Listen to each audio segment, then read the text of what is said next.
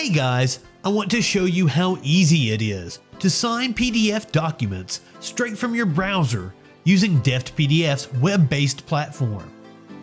From the DeftPDF.com homepage, simply click on Fill and Sign.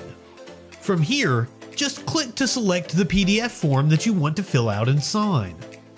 Select the Text tool from the DeftPDF toolbar and type in the area you need to fill out. You can resize, change the font, or even add bold or italics.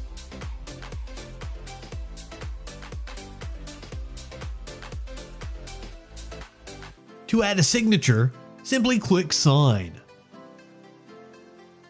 Your saved signature will automatically appear. Click New Signature, and from here you can type a name and select a font. Or you can draw your signature using your mouse or touchpad. Or you can even upload a picture of your signature.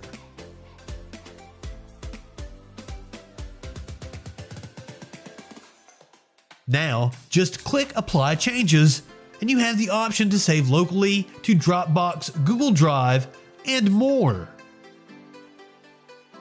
Visit DeftPDF.com to see what else you can do through our easy-to-use platform.